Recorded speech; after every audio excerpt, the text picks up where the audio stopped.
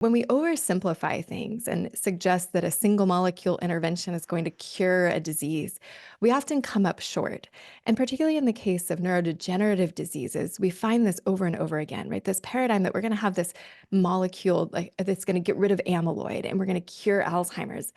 Despite billions of dollars in research funding and decades of super intelligent people's time, that hasn't panned out. That hasn't worked. Welcome back to the Energy Blueprint podcast. With me today is Dr. Heather Sandison, who is a renowned naturopathic doctor specializing in neurocognitive medicine and the founder of Solsair Health Clinic, San Diego's premier brain optimization clinic, and Marama, the first residential memory care facility to have the goal of returning cognitively declined residents to independent living.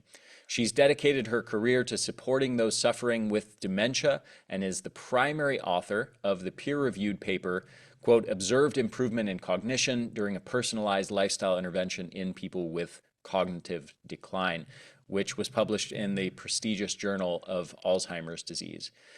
She hosts the annual Reverse Alzheimer's Summit, where she shares cutting-edge and tried-and-true insight into what's possible for those suffering with dementia.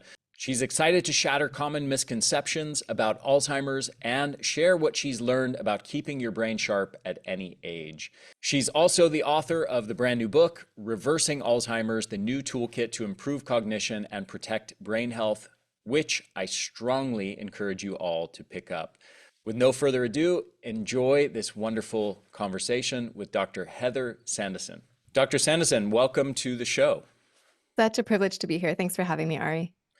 Yeah, it's absolutely my pleasure. I really enjoyed our last conversation, and I was just reminiscing with you that the first time that I encountered you was 5 or 6 years ago, something along those lines, just down the street from where I am right now in Encinitas, California.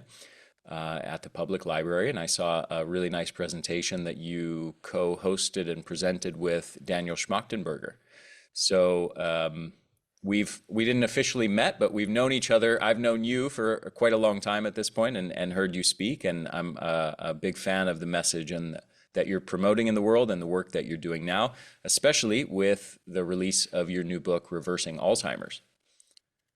Thank you. Yeah, Daniel, that work that he introduced me to, it really is the framework on which I do everything, whether it's the residential care facility or the clinical medicine that we do with patients or the coaching that we do with clients who are at home struggling to care for a loved one with dementia. And the ideas that he imparted in me, what he really taught me was this rethinking of the paradigm of complex chronic disease. The big picture things that Daniel really imparted on me was this paradigm shift in how we think about complex chronic disease. That when we oversimplify things and suggest that a single molecule intervention is going to cure a disease, we often come up short. And particularly in the case of neurodegenerative diseases, we find this over and over again, right? This paradigm that we're going to have this molecule that's going to get rid of amyloid and we're going to cure Alzheimer's. Despite billions of dollars in research funding and decades of super intelligent people's time, that hasn't panned out. That hasn't worked.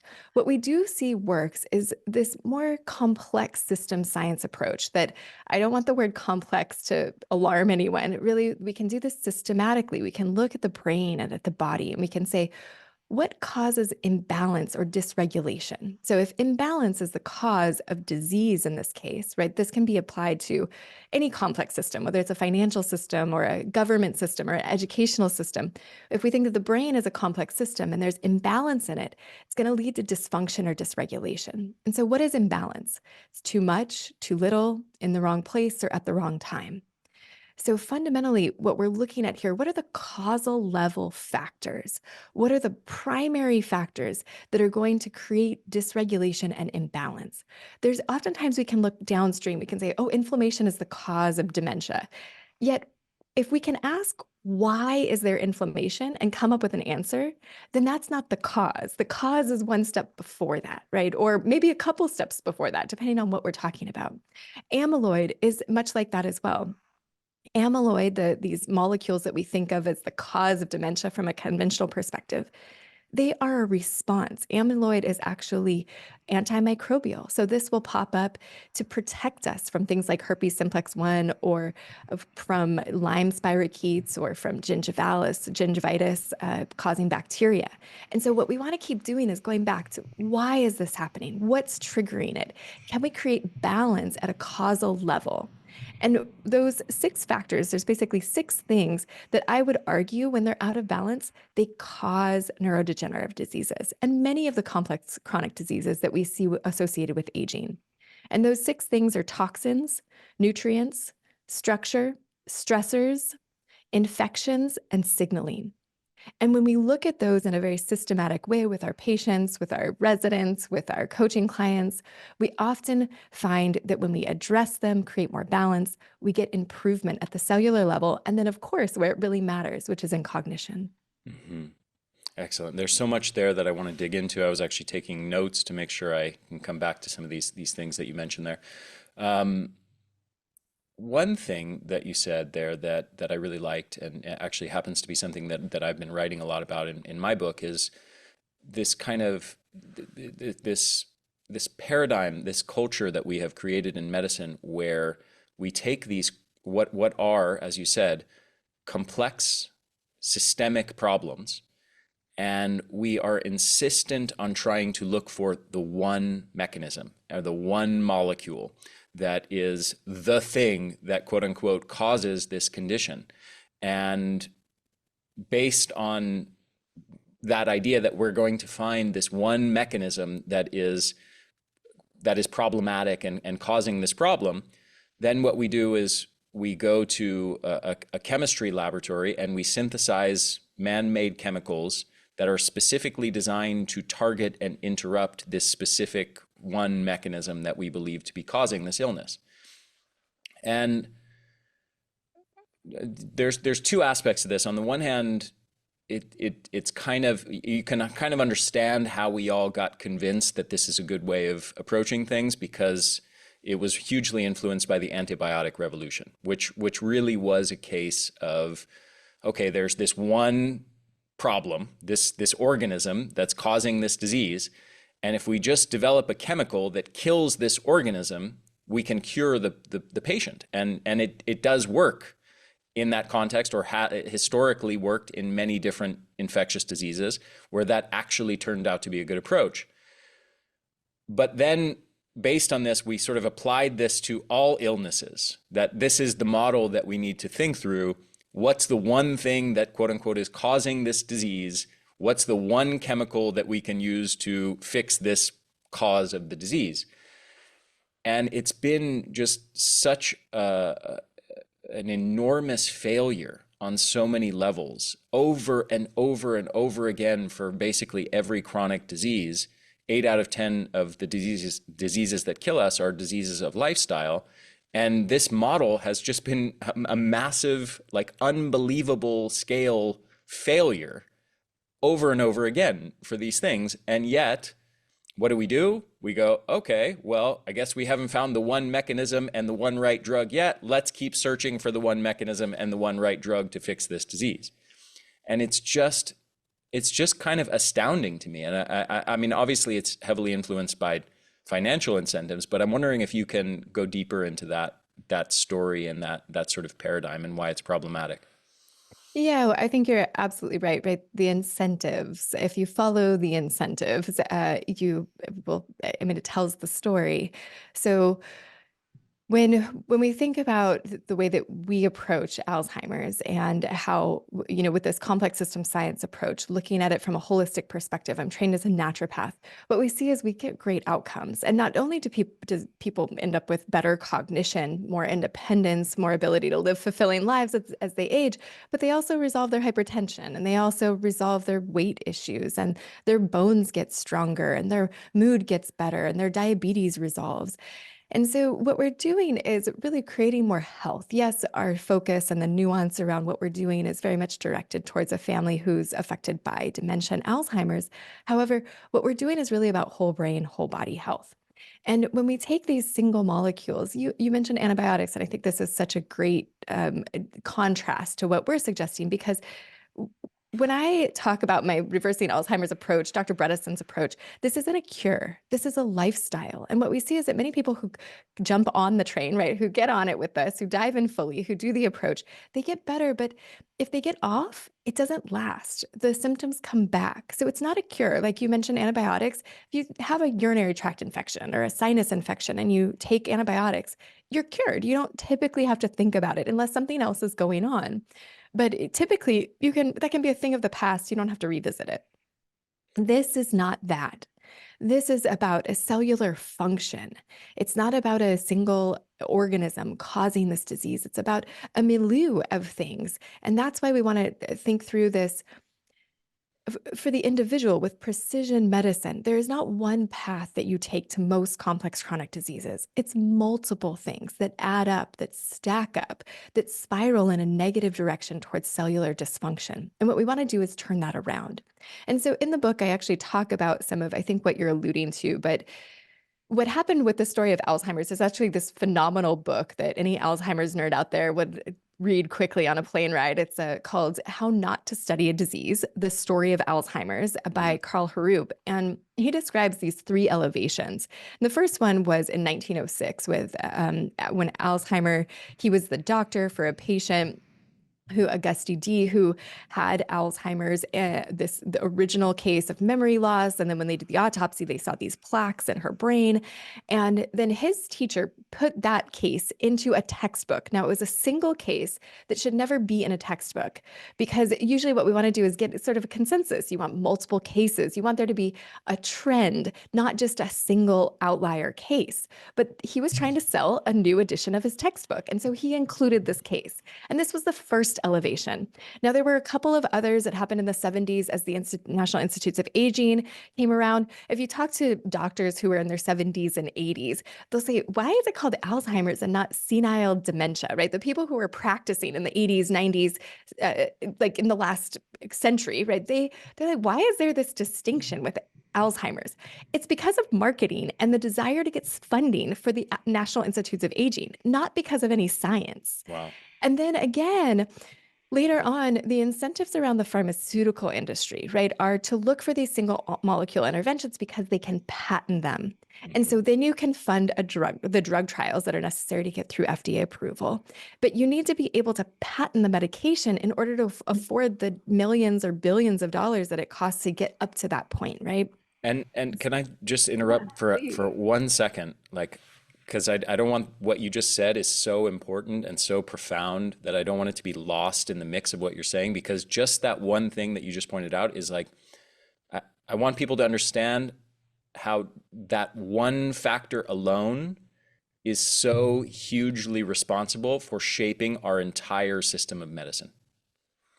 Right. So if you need to have funding to get through these very expensive trials. Dr. Bredesen, my mentor, and I both have done clinical trials. They're small. I had 23 participants in my trial. He had 25 participants in their trial, and they were both funded by philanthropists. Because we can't work inside the system because there's nothing to patent on the other end of these trials. And so that's part of why it's slower. It takes longer.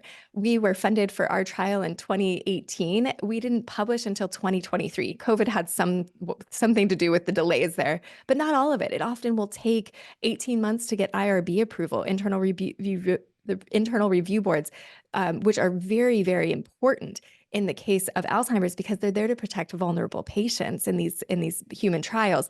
So there's a lot of red tape. There's a lot of hurdles to get through, and a lot of them should be there. Now, in the case of Alzheimer's, there's another really important part of the story.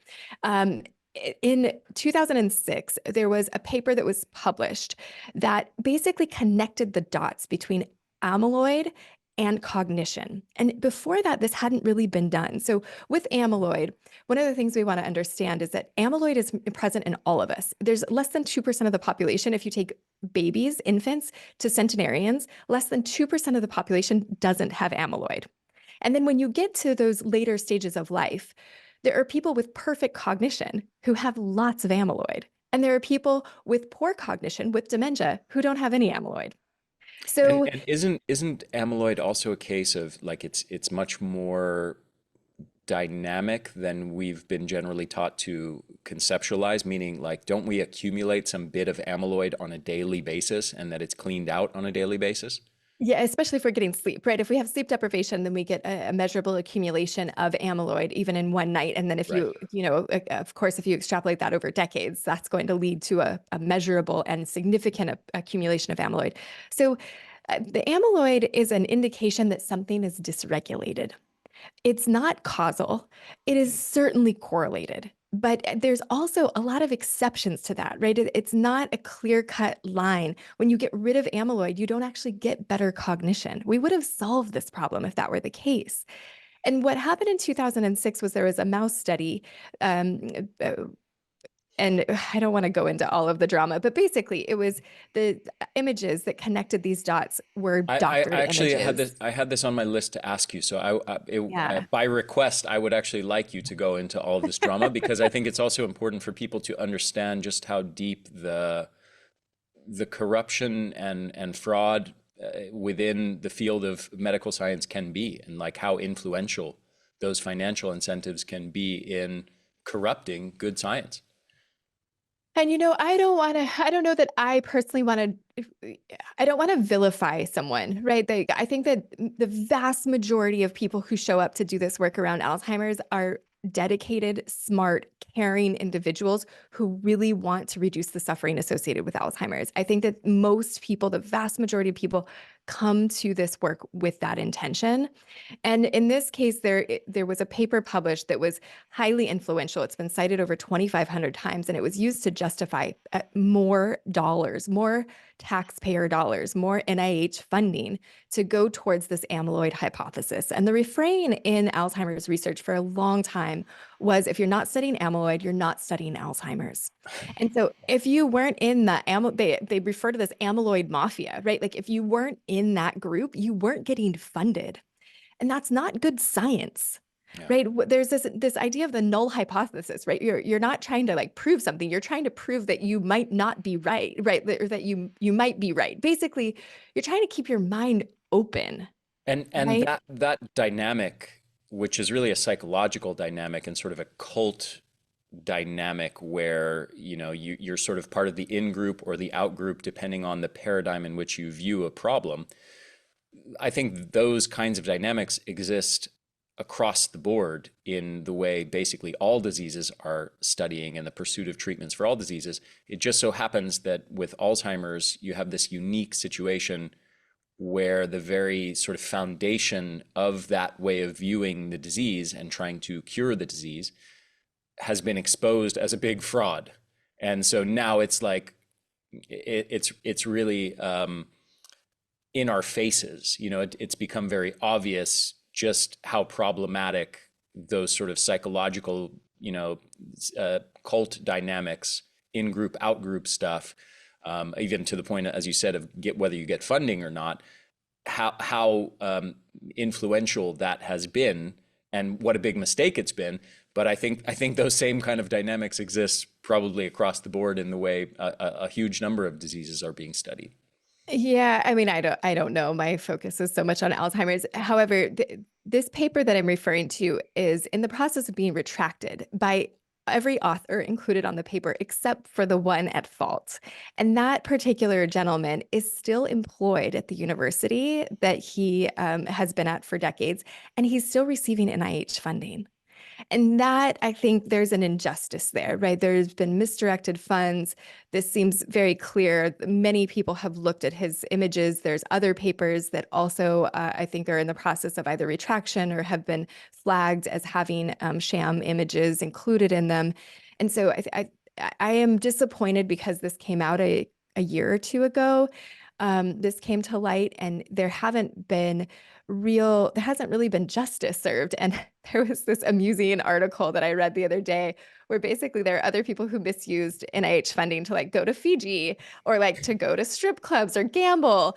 And they have been seriously reprimanded, right? Like there has been justice served. I think some of them maybe even ended up, I don't know exactly what it was. I don't know that they ended up in jail, but there was like a justice that was done. And when I think about, and the point of the article was really to to come to the conclusion that like actually that paper that was cited so many times, that was used to justify so many taxpayer dollars, that was used to direct kind of how the research dollars were spent and what was focused on, that amyloid would be focused on more versus other things that might have gotten us more traction. There are people suffering today with dementia that might not be if that hadn't happened 20 years ago, right? If we might have used all those dollars in a much more resourceful way because we had better science. And so I think that like that fires me up, like that gets me mad, right? That Yeah. like there's still not justice there. So anyways, what are we doing that actually I like to talk about solutions more than that Well, stuff. hold on 1 second before we go there. We'll definitely get there, but there's another layer to this evidence around the amyloid stuff, which is important, and I think it's also worth stating that the paper that you're referring to was this. This wasn't just okay. Yeah, this was a case of these scientists lied or misrepresented something, and now they were caught. It was that this whole idea, this whole hypothesis of what's causing this disease had a massive influence on the whole, researchers around the world of how they view the education of the public, right? Like hundreds of millions or billions of people became indoctrinated into this paradigm that Alzheimer's is caused by these amyloid plaques. And then that influenced not only the public, it influenced scientists, pharmaceutical companies. Everybody's now trying to cure this condition by developing drugs that block the formation of amyloid plaque. And I think that's another interesting layer to this discussion that I'd like to have you speak to, which is that they did develop drugs that were successful in blocking amyloid plaques, and what happened with those. Yeah, so like right now there are the monoclonal antibodies that are available, and donanemab, the Eli Lilly medication, I think it's about to be approved by the FDA. That's been delayed a little bit. Leqembi or lecanemab is available right now and FDA approved and available through Medicare if you meet certain criteria. And then aducanumab or Aduhelm, that one's been taken off the market. These are all in the same category of drugs. And these are these first generation monoclonal antibodies that take amyloid out of the brain. And what we see with this approach is that these are each increasingly like kind of marginally better than the next, right? So Aduhelm being the first one, Leqembi being the second one, and then donanemab being the most recent.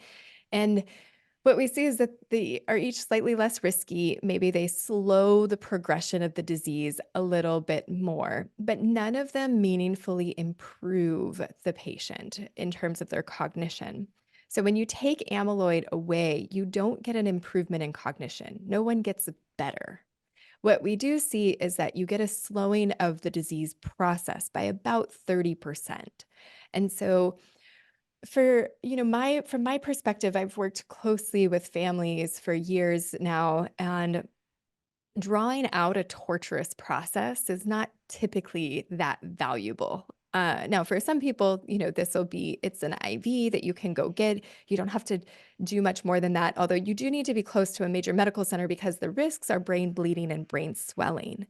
And this happens in about 30% of patients.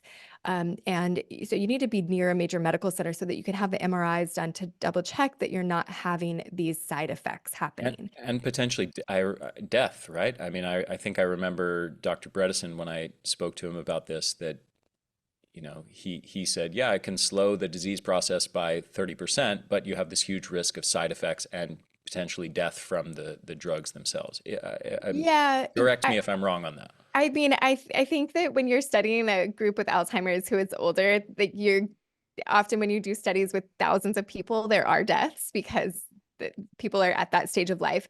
And Sure. I can't speak to, precisely like the increase in the risk of death. I do know that there's an increase in the risk of hemorrhage, brain bleeding, and brain swelling because you're Right. basically ripping the amyloid out, including from the blood vessels.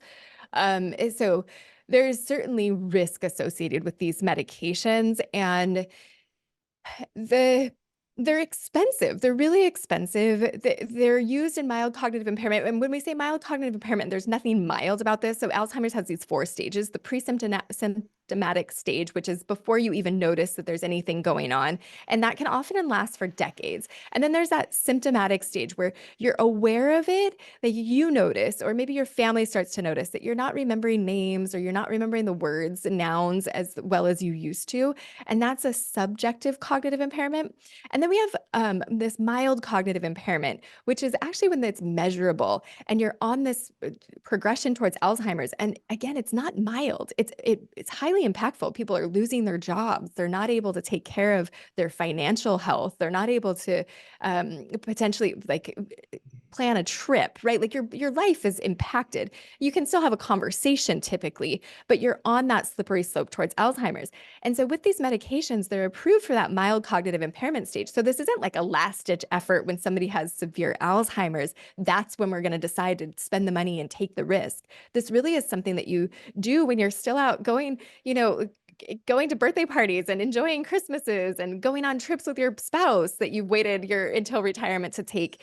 And so I think that a lot of people come into my office and they're like, okay, well, we'll try this. And then if it doesn't work, we'll think about Leqembi. And it's like, it doesn't work that way. You don't wait until you get further progressed to then try these medications. So I think there's some misconceptions around them. And then many people are coming out of pocket, although it's covered by Medicare. I think that the average cost per patient out of pocket is still over $8,000 for these medications. So it's not a small amount of money. What's your overall take as far as the value of these medications?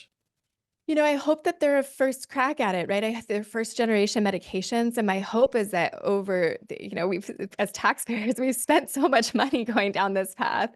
I do hope that there's some value that comes out of them and that they can be used in conjunction with the lifestyle medicine and the functional medicine that we get better results with. One of the challenges with that hypothetical scenario that you're alluding to there is psychologically it's problematic because to the extent just as the way human psychology tends to operate, to the extent that people perceive there to be drugs that are effective in treating a particular condition, they are less inclined to also take action on the lifestyle dimension of things. And there's another element to that, which is people, I've found, and there's a lot of research to support this, that most people, particularly those that don't have a strong background in scientific literacy and statistical literacy in particular, have enormous difficulty in understanding the nuance of the magnitude of effect size. So for example, with statin drugs, there's a lot of research showing that people overestimate, after being educated by a doctor or hearing advertisements in magazines or on TV for statin drugs, people who take statin drugs have been shown to overestimate the magnitude of the effect size in reducing their risk of heart disease by over 100-fold. Like this is not a small, a trivial thing. Like people who take these drugs think that they are massively, slashing their risk of getting this disease, or even think that maybe the drug is curing them or completely eliminating or close to completely eliminating their risk of this disease, when in fact it's, in the case of Alzheimer's, the absolute risk reduction is, or not Alzheimer's, the case of heart disease and statins, absolute risk reduction is about 1.3%. And so there's this enormous gap between the people, the perception and the actual magnitude of effect. And because they perceive it to be so much more effective than it actually is, it becomes like, well, I'm taking this drug. I guess I don't need to worry about my diet and lifestyle anymore because my drug, all this amazing science and technology came up with this drug that cures this disease. I'm taking it, so I'm protected now. You know what I mean? Yeah, and I think that there's a risk there too of, okay, I'm taking my statin so I can have an extra cocktail, or I can have Yeah. an extra three, or I don't have to get exercise, or I don't have to change my diet. When what we see is that those lifestyle decisions are absolutely foundational. And I think we live in a society, again, just going back to the incentives, right? Like there are big food companies. The food industry is responsible for our poor health outcomes. Like I think if we could change anything to increase the health of our society, it would be to change the food system and have fewer, especially ultra processed foods, but generally just having less processed food, I think would be helpful. Going back to whole food diets. And then also just society, the way that we're set up, there's no incentive to exercise other than our own health and well-being, right? And we're incentivized to work harder, to work longer hours. We're to eat cheap, processed, convenient food that's not good for our health. The insurance system and the way that that is set up is not designed for health. It's designed for insurance companies to make money. Yeah. So we're swimming upstream if we want to be healthy. It's really a choice that we have to take responsibility for. And our priorities have to be reflected in how we choose to spend our time, what we choose to put in our mouths, how much movement we choose to get each day, what time we go to bed, who we spend time with, how we manage our stressors. Really, those small choices that we make every day are what determine the trajectory of our health as we age. Yeah. Well said. And I want to come back to something before we move to sort of the more practical side of things. And I know you're itching to get there, but and sorry for slowing down. There's just a lot of stuff I want to cover before that. One of the things you said earlier in passing was speaking about inflammation, and you mentioned that, we need to look one step above inflammation, what's upstream of that.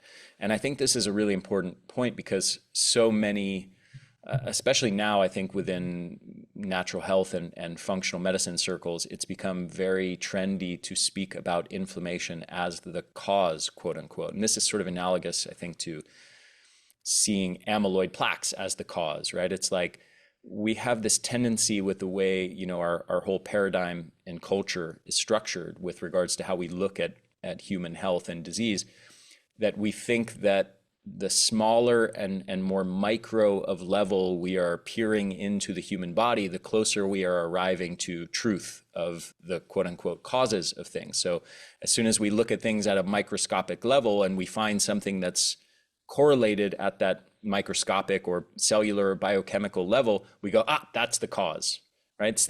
We found amyloid plaques in the brain. We found tau proteins. We found in the blood. We found this profile of inflammatory cytokines. This is the cause. Let's treat this.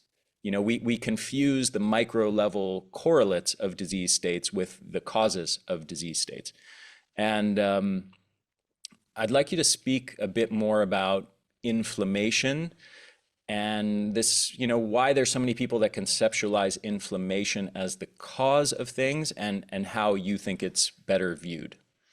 Yeah, so inflammation, just like amyloid or just like many of the diagnoses, right? This is sort of we're going to label what's going on. There's inflammation. And when you think about that, so like you and I, we've both been inflamed. Inflammation is a natural process. This is part of the body's divine design. If I twist my ankle, I want inflammation to occur because that's part of the healing process. If I get an infection, I want inflammation to occur. It's part of the healing process. Now, if that inflammation lasts for a really long time, we want to understand what happened. Is there a signaling pathway that's off? Is there a cytokine, this self-perpetuation of a cytokine storm that's going on that maybe needs to be interrupted? But typically, inflammation starts because something triggers it. And if we miss the opportunity to ask what was the trigger, we miss the opportunity to get real healing, right? And so inflammation, I listed just a couple of things that can happen, right? An infection, an injury, a traumatic brain injury in the case of the brain, right? That can put us at risk for dementia later on. An infection like this is a great opportunity to talk about COVID, right? COVID creating these cytokine storms that when we put that on top of inflammation that was already existing, right? With COVID, it's this great illustration of some people die from COVID.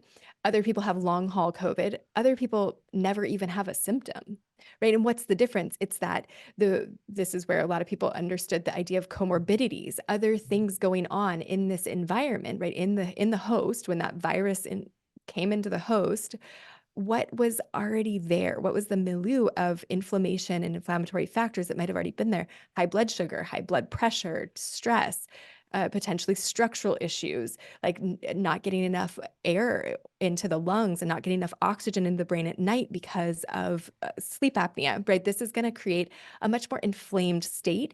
And then when we add another trigger on top of it, it can get out of control.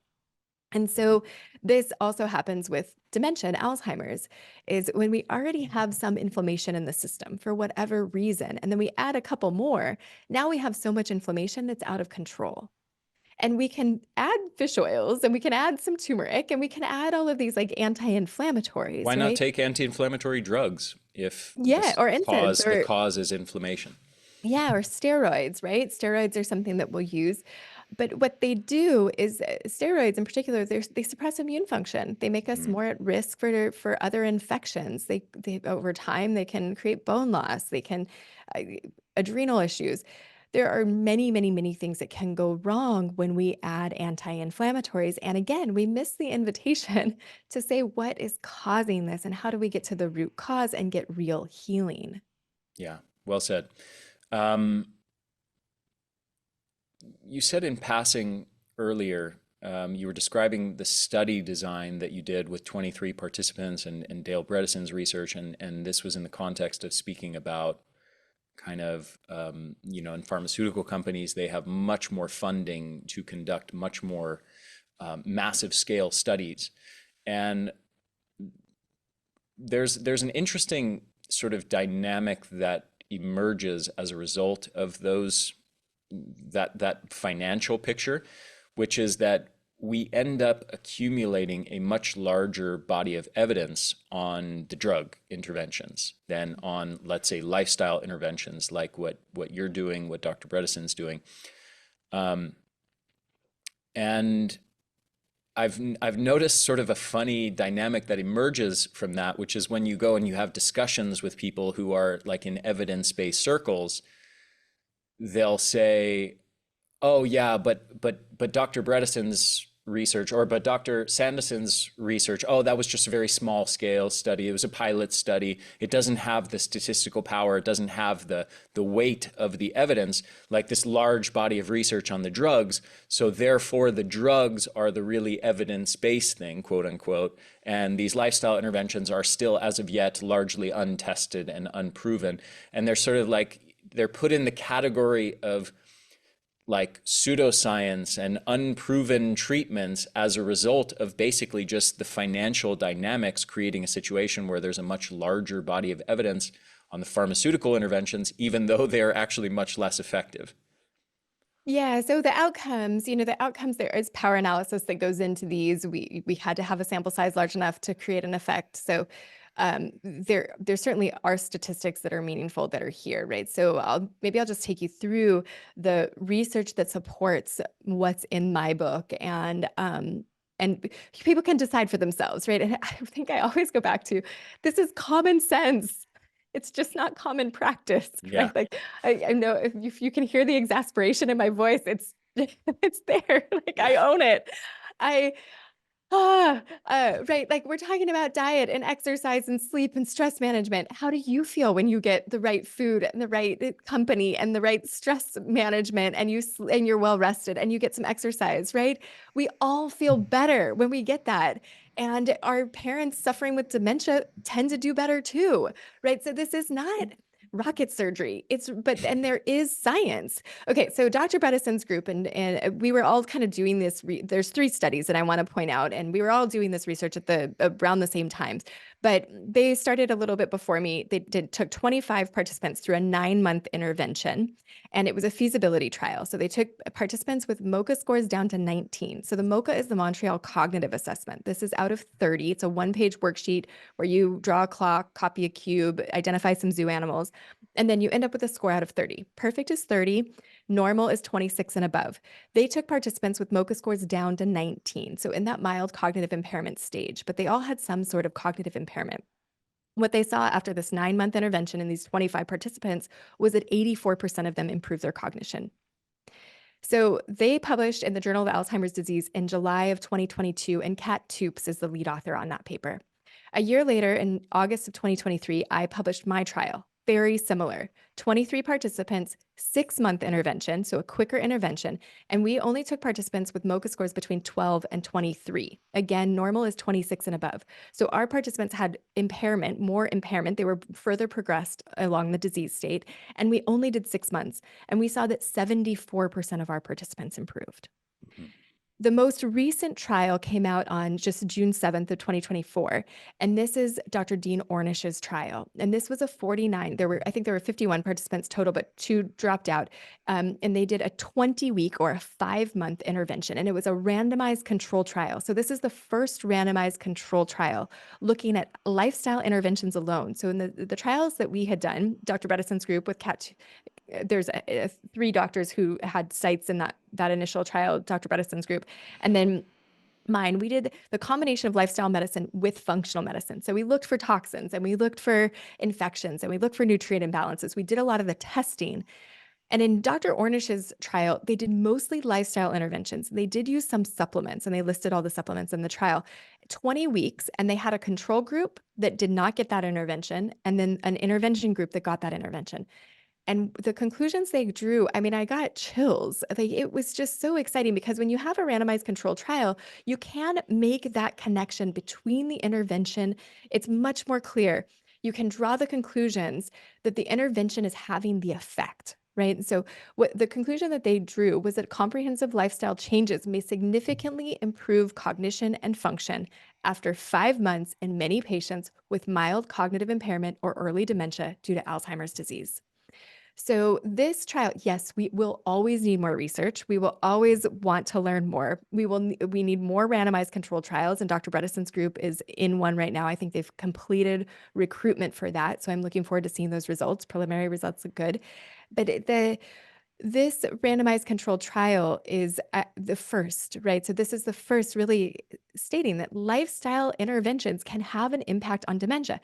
When we look at any of the drugs that have ever been tried, they don't improve cognitive function. That's what I was going to say is can I just want you to point out this distinction between actually between what you were talking about before with the drugs, which was a 30% slowing of the rate of decline versus an improvement, because I think those two things might be conflated in people's minds.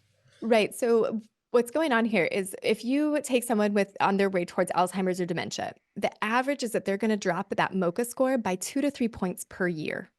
So if you start with a MoCA of 20, a year later, you'll be at an 18 or a 17 or 18.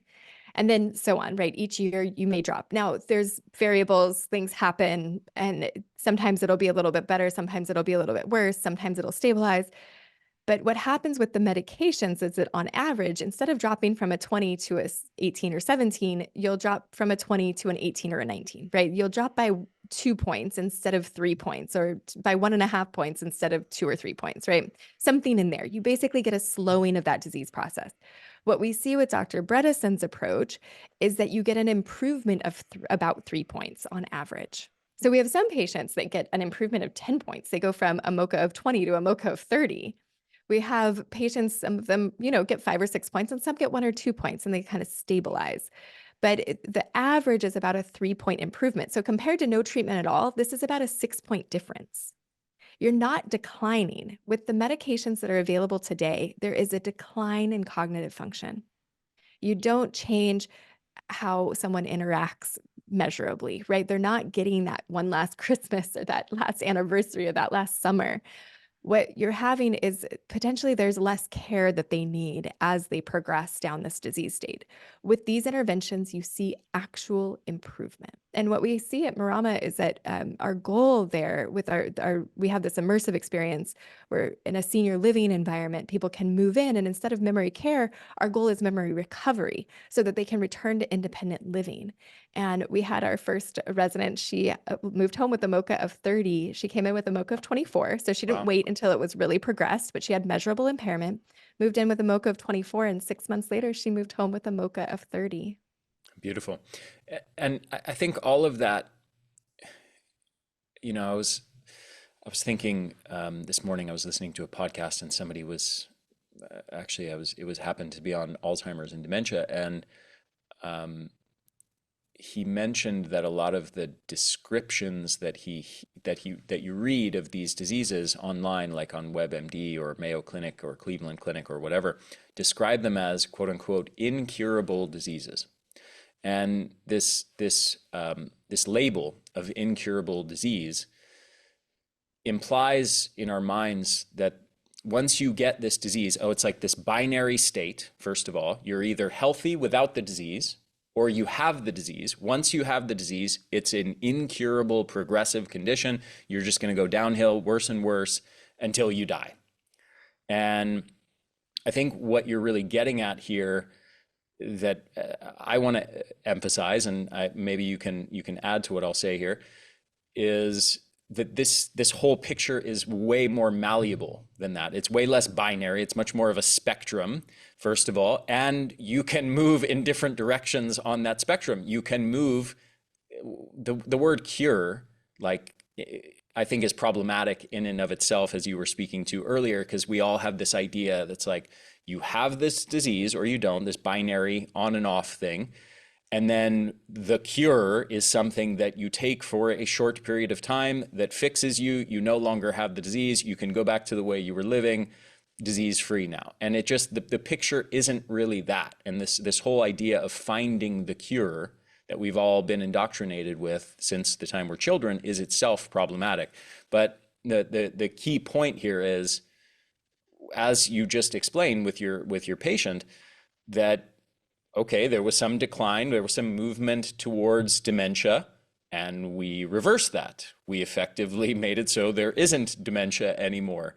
And if we understand that dynamism, that malleability of these processes, I think that's a really empowering thing for people to realize. It's not a binary on and off, and I can do stuff about it to actually reverse this direction. Yeah, it's a very hopeful place where I sit, right? And we see patients even, right, it's much easier to reverse the disease process when it's earlier on, when people are younger, when the disease has not created as much structural damage in the brain. As it gets more progressed, it's harder. But the good news is that there's hope. I have seen people, even with severe cognitive decline and diagnosed Alzheimer's, improve their cognition. They're not necessarily going back to work. And I will repeat what you've said again. This is not a cure, it's a lifestyle. So the good news is that there's hope. The bad news is it takes work. You have to do it. And so it's not going to be for everyone. If you're the type of person that's waiting for a medication, right, a pill to swallow or an IV to take to cure you, that is not what I have to offer. But if people are willing to make the changes, if they're willing to significantly change their diet, and you do not have to do all of this. In our clinical trial, not one person who improved did everything, but they did make significant changes to their diet, to their exercise habits, to their sleep, to their stress management practices. They took supplements, they looked at their testing, they looked at their labs. In the Ornish paper, one of the big differences in their lifestyle approach compared to ours is that we suggest an organic ketogenic diet, and they suggest a vegan diet. So I think that you can do either, but I do think you need to commit to one or the other and significantly reduce or eliminate altogether processed foods in the diet. And in an ideal world, probably be switching back and forth between plant-based and a ketogenic diet, so you get that metabolic flexibility and the benefits of that. So I think that there's choice in this. You can make it fit for you. Do fun things. We find that fun is a really important consideration. It's for brain exercise. First, we have to want to do it. We have to continue to do it. This can't be the thing that we do once a week. This has to be the thing that we do 6 to 7 days a week, right? This has to be the lifestyle that we choose to adopt long term. That's when we see the benefits. So it takes work, but don't let anyone tell you there's nothing you can do for Alzheimer's. That is just factually inaccurate at this stage. Yeah. We know better. Let's finish with a few of the top brain tips, brain health tips that you can recommend to people. What do you think are the biggest needle movers for, let's say, people with early signs of cognitive decline to start to reverse that and get themselves back to full brain health, or in the situation of, understanding that these are long-term disease processes that often take decades of actual decline in the structure and function of your brain before you actually even notice symptoms or get a diagnosis. What are the things that people can do, the biggest needle movers, to ensure that people don't end up with dementia? Yeah, so in the book, the first chapter talks through if you can only do one thing in each of these categories of brain health, what it would be. And I think that I'm going to skip those for your audience, but many of you who are listening, you are super well educated. You've already heard these things. So I'm going to give you some things that you probably haven't heard of. But I want you to know that in the book, there are very accessible, quick, easy things to impart on somebody who maybe has never been introduced to functional medicine or isn't even aware that there's something you can do for cognitive function. So, what we want to do is make this accessible, right? It doesn't work. You can have all the information in the world, but if you don't put it into action, it doesn't have an impact on your health. So, what I want to share with your audience today is if you were to take it a little bit further, because I know that everybody here is super well educated. So, organic ketogenic diet, which we could spend an entire week talking about what that means. But I know that all of you who are here are familiar with that. You kind of know what that looks like. Adding coconut oil for the MCTs, getting the beta hydroxybutyrate and the ketones available for your brain. Your brain prefers ketones to sugar for fuel. And so the more that we can be in ketosis, typically the better our cognition is. And that has kind of a brain rescue benefit. Then two, exercise. What I recommend for exercise is something called dual task exercise, DUAL, two things at the same time, where you're exercising cognitively at the same time as physically. So super simple would be a walking and talking. More advanced, learning a new sport like playing pickleball, where you're engaged physically, you're engaging, intellectually because there's strategy involved. You've got hand-eye coordination, there's social engagement, you're outside, you're getting vitamin D, right? You're checking multiple boxes at the same time. But even just going to a challenging dance class, even just going to anything where you're cued by an instructor and you have to cognitively keep up with that.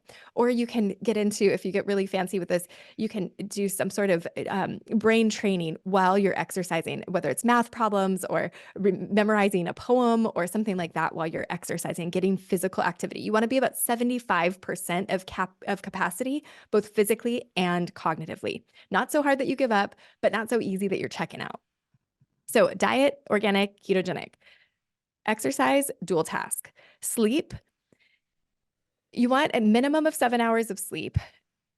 Aiming for, I always hesitate here because I don't want people to be so fixated on these numbers that they end up not sleeping, but just to use as general guidelines, minimum 7 hours of sleep, hour and a half of REM, hour of deep sleep. And I wear an Oura ring, I track it. Don't get too fixated on the numbers, but prioritize your sleep. And if there is any sign of cognitive decline, get a sleep study. So do not wait to find out you have sleep apnea in 5 years, because each night of sleep deprivation and hypoxia is damaging to your brain. It's like a traumatic brain injury each night. So make sure that you get that treated. And mouth tape. Mouth tape is one of my favorite things. Treats mild sleep apnea, helps with anxiety, helps with cognition, helps with sinuses. I mean, the litany of things that helps with is long. So consider mouth tape if you have any issues. So organic ketogenic diet, dual task exercises, prioritize your sleep, understand if you have sleep apnea right away and treat it. And then stress management. There is an exercise, a meditation called Kirtan Kriya. It's a 12-minute, the Satanama, and that one has a huge amount of literature, review articles published on why it's so beneficial for cognitive function and for many other things, for blood sugar regulation, for many of the things that are causal level when it comes to Alzheimer's and dementia. So blood sugar regulation, inflammation, for stress management, adrenal balancing, spiritual fitness, telomere length, like all of these things that are associated with aging. Totally free, only takes 12 minutes. There's no reason not to do it. Dr. Sandison, thank you so much for coming on the show. This was an absolute pleasure. And thank you for sharing your wisdom on this topic with my audience. And let people know you just have a new book. You have a new book that just came out, I should say, called Reversing Alzheimer's. And let people know anything else you want to let them know, where they can find you, where they can follow your work, and where they can get your new book. All right. It's always fun to see you. Thank you for the great conversation. You can find me at drheathersandison.com. Follow me there, join our newsletter. We'll keep you updated on the science and all of the incredible things that we are doing to hopefully reduce the suffering associated with Alzheimer's. Beautiful. Thank you so much for the work you're doing, and I look forward to our next conversation. I do as well. Thanks, Ari.